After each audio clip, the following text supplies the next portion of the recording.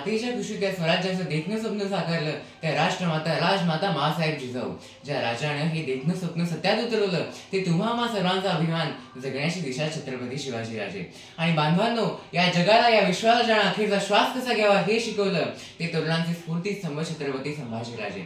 या सर्व महापुरुषांना विनम्र अभिवादन करून शिका, संघटित व्हा व संघर्ष करा. शिक्षण हे वाघिणीचं दूध आहे, ते पिल्यावर माणूस गुरगुरल्याशिवाय राहणार नाही, अशा अनेक उक्तींचे उद्गाते भारतीय पवित्र ग्रंथाचे, संविधानाचे मुख्य आधार करते डॉक्टर बाबासाहेब आंबेडकर. जेव्हा स्त्रियांसाठी शिक्षणाची दारे उघडी करून दिली ती क्रांती ज्योती सावित्रीबाई फुले, आणि या सावित्रीबाई फुले मागे खंबीरपणे उभे राहणारे महात्मा ज्योतिबा फुले. या सर्वांप्रती कृतज्ञता व्यक्त करून मी प्रज्वल दिघे तुम्हा सर्वांसमोर मला यशस्वी व्हायचं आहे तर हा विषय प्रस्तुत करीत आहे. मित्रांनो, जीवनात प्रत्येकालाच यशस्वी व्हायचे असते. कोणाला एक उत्कृष्ट खेळाडू व्हायचे असते तर कोणाला एक यशस्वी डॉक्टर बनायचं असतं. यश हा शब्द जरी 2 अक्षरी असला तरी ते प्राप्त करण्यासाठी आपली अथक परिश्रम करण्याची तयारी असावी. The missile man of India doctor APJ Abdul Kalam म्हणतात, स्वप्न ते नसतात जे झोपल्यानंतर पडतात. स्वप्न ते नसतात जे झोपल्यानंतर पडतात, तर खरे स्वप्न ते असतात जे पूर्ण केल्याशिवाय तुम्हाला झोपूच देत नाही. तर खरे स्वप्न ते असतात जे पूर्ण केल्याशिवाय तुम्हाला झोपूच देत नाही. मित्रांनो, जर आपल्याला यशस्वी व्हायचे असेल तर आपल्या जीवनात एक निश्चित ध्येय असावे.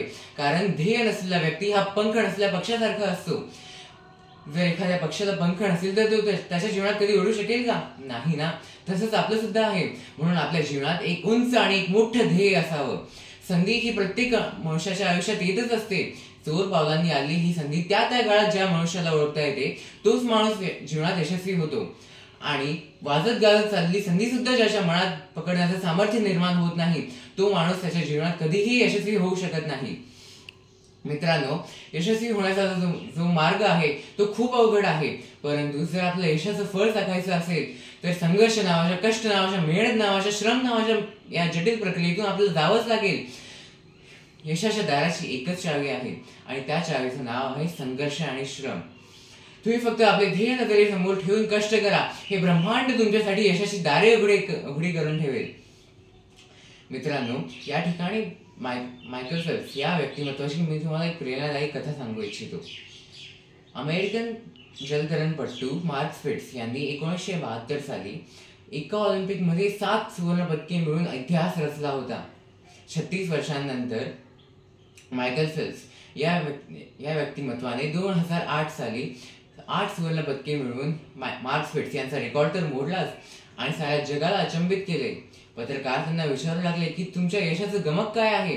तेव्हा मायकल फेल्प्स म्हणाले, मी मार्कस स्पिट्झ याचा अभ्यास केला आणि तेव्हा माझ्या ही लक्षात आले की तो 7 सुवर्ण पदके मिळवण्याचा रेकॉर्ड बनवण्यासाठी रोज 8 तास पोहायचा. तेव्हा हा मी निश्चय केला की जर मला त्याचा 7 सुवर्ण पदके मिळवण्याचा रेकॉर्ड मोडायचा असेल तर मला सर्वप्रथम त्याचा मेहनतीचा रेकॉर्ड मोडावा लागेल. त्या दिवसापासून ते 12 तास पोहू लागले आणि त्यांनी त्याचा 7 सुवर्ण पदके मिळवण्याचा रेकॉर्ड मोडून 8 सुवर्ण पदके मिळवली व इतिहास रचला. 39 वर्ल्ड रेकॉर्ड, 28 ऑलिम्पिक मेडल, त्यातील 23 गोल्ड मेडल. खरंच या व्यक्तीकडून खूप काही शिकण्यासारखं आहे. मित्रांनो, विद्यार्थी दशेत असताना डॉक्टर बाबासाहेब आंबेडकर हे सलग 18 तास अभ्यास करायचे. म्हणूनच आज त्यांच्या नावाला भारतातील सर्वात जास्त पदव्या आहेत. हे इतके मोठे यश त्यांना इतक्या सहजासहजी प्राप्त नाही झालेले. कधी विजेच्या खांबाखाली तर कधी मेणबत्तीच्या मिळमिळत्या प्रकाशात हे यश त्यांना प्राप्त झाले आहे. प्रयत्नांच्या वेळेला नेहमी यशाची सुंदर फुले येतात. मित्रांनो, जर तुम्हाला आणि मला या जीवनात यशस्वी व्हायचे असेल तर संघर्ष नावाच्या, श्रम नावाच्या, कष्ट नावाच्या, अभ्यास नावाच्या या जटिल प्रक्रियेतून आपल्याला जावंच लागेल. किंबहुना हे मनावर कोरून ठेवावं लागेल. यशाला शॉर्टकट नाही. बऱ्याचदा वाटतं की आपण पैसे भरून, कॉपी करून शॉर्टकटने जाऊ यशापर्यंत, पण नाही. हे युग स्पर्धेचं आहे, हा काळ स्पर्धेचा आहे. आता जागतिक कीर्तीची स्पर्धा निर्माण होत आहे आणि या स्पर्धेच्या काळात जर आपल्याला टिकायचं असेल, जर आपल्याला विक्रम नव्याने स्थापित करायचे असतील तर आपल्यामध्ये जिद्द, चिकाटी, संयम, सातत्य अशी गुण असणे खूप गरजेचे आहे. शेवटी जाता जाता सुरेश भटांची ही एवढी कविता मी तुम्हाला सांगू इच्छितो.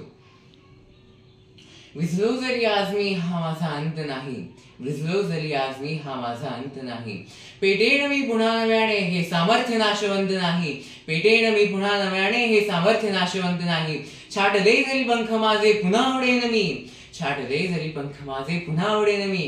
अडवू शकेल मजला अशी अजून भिंत नाही, अडवू शकेल मजला अशी अजून भिंत नाही. माझी झोपडी जाळण्याचे झाले तर कैक गावे, माझी झोपडी जाळण्याचे झाले तर कैक गावे. जळेल झोपडी अशी आग ती ज्वलंत नाही, जळेल झोपडी अशी आग ती ज्वलंत नाही. येतील वादळे खेटेल तुफान तरी वाट चालतो मी, येतील वादळे खेटेल तुफान तरी वाट चालतो मी. अडथळ्यांना भिवून अडखळणे पावलांना पसंत नाही, अडथळ्यांना भिवून अडखळणे पावलांना पसंत नाही. एवढे बोलून मी माझ्या वाणीला विराम देतो. धन्यवाद.